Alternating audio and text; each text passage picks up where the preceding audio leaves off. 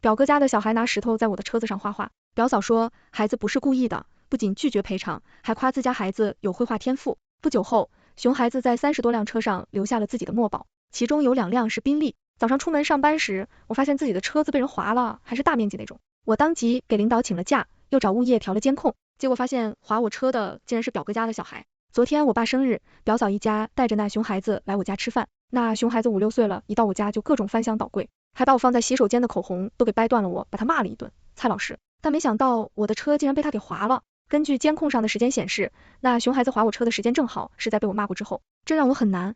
不多想，我当即给表哥打电话，但对方没接。现在是上班高峰期，估计是在开车。然后我才打了表嫂的电话，她现在怀着2胎，没有上班。电话接通，我便直接说道，表嫂，昨天小波把我车给划了，这事儿他有跟你们说吗？表嫂有几秒的沉默，然后很惊讶的说，没有啊，你的车被划了吗？会不会是弄错了？我们家小波很乖的，不可能做那种事。表嫂这话让我差点忍不住笑了。就他们家那熊孩子上个幼儿园3天2头请家长，最后被人家幼儿园劝退的，还有脸说他很乖。我阴阳怪气道，没弄错哈，有高清监控的哦，就是他画的。听到我说有监控，表嫂顿时不说话了，沉默了一会儿，表嫂才说，小孩子不懂事，划了2下不是什么大事儿，我赔你200块钱可以了吧？200块钱，亏他说得出口，我皮笑肉不笑的道，表嫂，我那车好几十万买的，你那200块钱赔不下来。表嫂的语气有些不耐烦的说，我不懂，你那些就划了几下而已，花几十块钱买瓶喷气喷一下，你还能升100多呢。听到表嫂这话，我算是知道那熊孩子的性格是怎么养成的了。我当即把我拍在车身上的划痕照片和监控一起发给表嫂，我说，表嫂你自己看看，这可不是划几下哈。小波，他这是在我车上画画呢。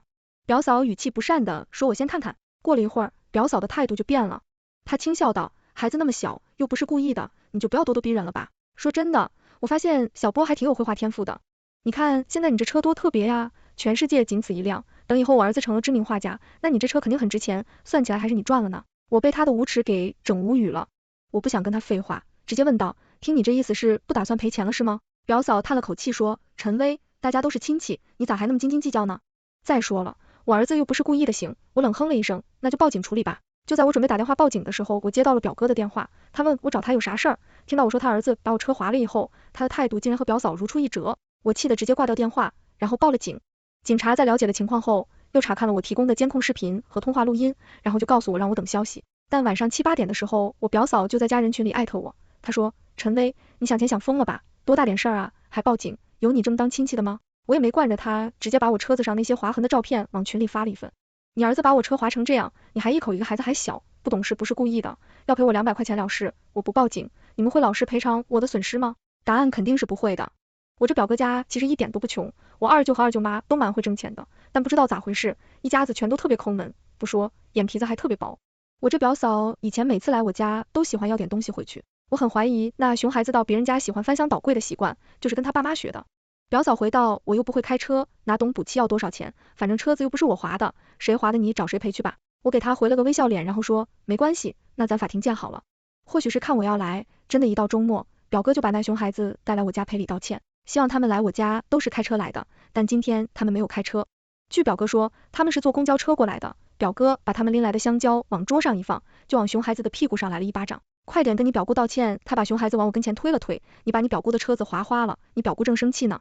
那熊孩子梗着脖子，怕你打我，我要告诉奶奶，让奶奶打你。至于我，他连看都不看一眼，让你给你表姑道歉，你听见了吗？表哥做事就要打那熊孩子，我妈跟我对视了一眼，我们都明白，表哥是把熊孩子弄来演戏来了。我不想让我妈为难，于是我主动说道，表哥，你这是在干嘛呢？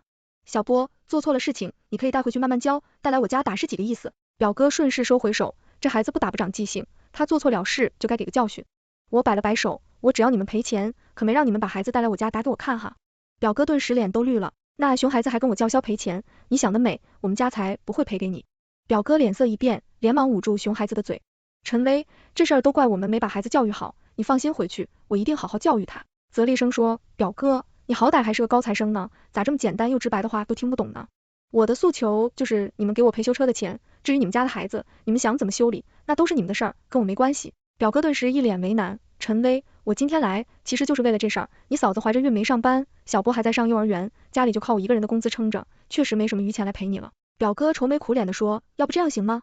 你嫂子生2胎摆满月酒的时候，你反正也是要给红包的，不就将那红包钱算多，是赔你的修车钱了。我跟我妈都被他这番话给惊呆了，原来还有厚着脸皮来预支红包的，哪来的脸啊？当我表哥还在继续，他说你看你也不缺这点钱，何必这么斤斤计较？大家都是亲戚，老太僵了也不合适吧？我真的被他给气笑了。银行也不缺钱，你咋不去抢银行呢？我冷笑着问。我妈坐在一旁，眼观鼻鼻关心，没有要阻拦我的意思。我说叫你一声哥，你还真把自己当盘菜了，亲兄弟还没算账呢，更何况你这还是表的。我表哥一听，顿时不乐意了。陈威，你这话说的未免也太难听了吧？屁大点小事儿你还揪着不放了，那你倒是赔钱啊，老老实实把修车钱赔了，不就什么事儿都没有了吗？我嘲讽道，不想掏钱，还搁着装傻装。表哥见我没有要忍让的意思，便把目光转向一旁默不作声的我妈身上。小姑陈威，这样你难道就不管一管？咱们都是一家人，他谁跟你是一家人？我出声打断他的话，你要是不赔钱，那你就是被告好吗？我表哥被我气得脸都黑了，他怒气冲冲地问道，陈威，你非要把事情做这么绝是吧？我点点头，是的，没错，我还能做得更绝呢，你要不要试一试？行，我表哥伸手指了指我，你以后别再出现在我家，否则我直接给你撵出去。我指着门口道，那现在先请你从我家滚出去。表哥猛地拉起那熊孩子就往外走，甚至连他带来的那兜子水果都没忘带走你。表哥，这太不像话了。我妈直叹气，我长舒了一口气说，管他呢，我该起诉您，跟我爸别跑出来拦我就行，我是不差那点钱没错，可我的钱又不是大风刮来的。那傻 X 熊孩子把我的车给划了之后，一家子没有一个站出来诚恳道歉的，就这还想让我不追究想得美，这种极品亲戚还是趁早绝交的好。我这边在准备起诉，没想到我表哥那边倒是先恶人先告状了，其实也不能说是告状，他回去后就把我让他赔钱的事情添油加醋的发到朋友圈里吐槽，还把我还有我爸妈给屏蔽了。过了2天，我一个表妹截图发给我，我才知道这事儿不仅如此，他还在他们家那边的家人群里造谣这事儿。我妈当即气的要回去找他们一家理论，我把我妈拦下来，妈，您跟他理论有啥用？他们一家子都是无赖，难道就任由他这么污蔑？我妈也被气得半死。我对着我妈摆摆手道，当然不是，他想闹，那咱就陪他好了。我妈狐疑的看向我，你打算怎么做？我冲我妈眨眨眼，回头您就知道了。我花了点钱，点了2个跑腿的，一个去他们公司，一个去他家的小区门口，拿着大喇叭喊他赔钱。这招有点损，但有效。当天晚上，表哥就气急败坏的给我打电话，行啊，陈威，你够狠，把事情做得这么绝，就不怕遭报应吗？这不是你先起的头吗？我气定神闲的道，再不赔钱，回头我去你儿子的幼儿园放，反正丢脸的又不是我耗得起。我那表哥沉默了好久才咬牙切齿的道，把 4S 店的账单发和你的付款截图发给我，我忍不住笑了，早点赔不就没事了吗？这人就是爱心好心好。截图和账单发过去好半天，我却一直都没收到表哥的转账，正准备打电话催他一下，我妈却一脸兴奋的回来了，微微，出大事了。我看了一眼我妈的表情，然后说，妈，你一边嚷着出大事了，一边又是这种幸灾乐祸的表情。我妈端起杯子喝了一大口水说，你表哥那儿子又惹事儿了。好家伙，我顿时来了兴趣，那熊孩子又干啥了？我好奇的问，其实以他们家那种教育方式，不惹事才怪了。逢年过节亲戚间走动的时候，那熊孩子走到哪都能惹人厌。家里有小孩那种，他就喜欢欺负人家小孩，或者是抢人家的玩具，家里没小孩的他就喜欢在人家翻箱倒柜搞破坏，偶尔甚至还会偷走一些小东西。今年过年的时候就偷了我几百块钱的现金，那几百块钱还是过年的时候跟别的亲戚打牌赢的，我就随手放房间的抽屉里了。结果我那表嫂带着她那宝贝儿子来拜年，走的时候那熊孩子就把我那几百块钱给顺走了，几百块钱对我来讲并不多，但这种行为实在过于恶心，当时我就气得想直接在群里把这事儿说出来，还是我妈把我给拦下来的。对于这熊孩子，我有时候真的恨不得给他2耳刮子，所以在听到他又惹事之后，我简直想开瓶酒庆祝，简直活该。我妈一脸幸灾乐祸的道，刚才你小姨给我打电话说，那熊孩子在他们小区里划车玩，一连划了30多辆才被发现，其中有2辆还是宾利呢，被人家车主逮个正着，当场就报警了。好家伙，我听得目瞪口呆，这熊孩子吧，他们不教育，总有人会替他们教育的。我妈忍不住笑，听说你表嫂这会正哭着呢，30多辆车，最便宜的都是20多万的。全部赔下来还不知道得多少钱，我默默的在心里估算了一下，不好说，要都是20多万的还好，但其中有2辆宾利，那可就贵了。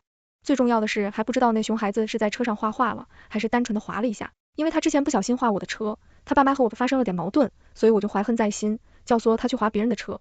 那熊孩子说的有鼻子有眼，表嫂一听就不干了，叫嚷着要报警抓我，警察那边就把我叫过来询问了。我听到这事儿的时候真的满脸问号。我原本以为那熊孩子也就是单纯的惹人厌，没想到小年纪竟然就学会撒谎诬陷人了，而且还是在警察面前。我不得不佩服他的心理素质，很多成年人到了警察面前都慌的一批，他一个还在上幼儿园的人，竟然都能在警察面前面不改色的撒谎了，佩服。不过警察也不是吃素的，再三追问后还是还了我的清白，但我那表嫂可就不乐意了，好不容易才找到个背锅的，哪能这么轻易放弃？他直接挡在我跟前，神情激动的道，陈薇，一定是你，不然我们家小波那么乖的一个孩子，怎么会随便去划人家的车？我飞快的往后躲了躲，可别在这血口喷人了，你儿子把我车划了的事情，这也才没过去多久吧？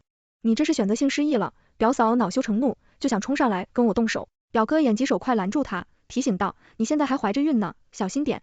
我妈则趁机赶紧把我拉走，她边走边道，以前还真没看出来这家人竟然能无耻到这种程度。我笑道，您现在看出来了，也不迟，早点断交，早点快了。我妈这人心软，之前表哥表嫂一家再怎么恶心人，她都念在是亲戚的份上，让我多包容。这次能让她醒悟过来，倒也算是个意外之喜。不过两人起脸输出了，还不报复回去，可不是我的性格。表哥一家子跳了这么久，我要是不回敬一下，那可就包子了。我找人去帮我查表哥他们一家的事情，知己知彼，百战百胜吧。结果不查不知道，一查吓一跳。我那表嫂在跟我表哥确定关系前，竟然是在足浴店上班的。这要是正规的，倒也没什么，但是那个足浴店并不那么正规，里面的技师很多都会跟自己的顾客发展成男女朋友关系，有的甚至还会和多个顾客暧昧，然后再借机让对方去店里充卡。我那表嫂的外形条件还不错，在那家足浴店里还挺受欢迎的。根据调查得知，她当时还被一个有家室的人给包裹，对方给她在外面租了房子，两人在外面还以男女朋友相称。至于我表哥，同样也不是什么好东西，他在外面也有个相好的，至今都还在联系查他俩的事儿。虽然花了点钱，但人家连照片什么的都给我弄到手了。我注册了个小号，给他俩一人发了一份对方和别人的照片。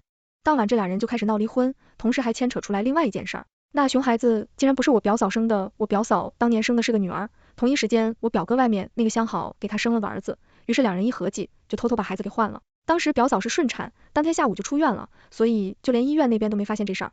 但他俩吵架的时候，我表哥却说漏了嘴，然后我表嫂就给气进医院了。为了能吃到一手瓜，我花费50块钱在小区门口买了点水果，和我妈一块去医院看望他。表嫂在得知自己养了几年的儿子竟然是小3的后，情绪激动，结果见了红贝连夜送来医院住院保胎。但表哥并没有在医院，甚至就连他的公公婆婆都没来看到我跟我妈来，他的情绪顿时就绷不住了，就跟溺水的人看到了救命稻草似的，跟我妈哭诉表哥有多过分。之前就老有人说那孩子跟我长得不像，我还以为是随了他爸，没想到自己辛苦带大的孩子竟然不是我的表嫂，已经哭成了个泪人。他家是外地的，父母这会儿还在赶来的路上，我妈也露出不忍之色。在这件事情上，我妈还是挺可怜他的，不过她不知道这事儿其实是我给捅出来的。表嫂的娘家人下午才赶到医院，他亲弟弟直接去表哥家，把表哥给打了一顿，完了又让人去那小3家的小区楼下拉了横幅，最后闹了，警察都来了。最后表嫂把孩子打了，跟我表哥离婚，但我表哥外面那个相好并没有嫁给我。表哥在知道他的亲生儿子把小区里30多户人家的车给划了之后，就直接连夜跑路了。表哥一家赔了不少钱，这事儿闹得挺大，就连工作都给丢了。在那之后，我表哥天天在家里酗酒，喝多了就抓着那熊孩子一顿打家里头，整个鸡飞狗跳。我爸跟我妈都唏嘘不已，这好好的一个家，没想到最后搞成这样。我妈感叹道，然后就开始教育我爸。所以啊，这男人要是管不住自己，就肯定不会有好下场。我爸笑着瞪了我妈一眼，说别人就说，别人咋还内涵起我来了？我妈笑道，我没有内涵你，我是在提醒你我被他俩逗乐了。不由回想了一下表哥一家这事儿，其实一开始那熊孩子把我的车划了之后，他们要是老老实实把修车钱给赔了，就不会有后面那么多事儿了，他们那个家没准还能继续维持虚假的和平。表哥他们掏了钱肯定就会管教好，那熊孩子也不会有后面那30多辆车的事儿，只能说一切都是报应吧。坏事做多了，肯定是要遭报应的。全文完结。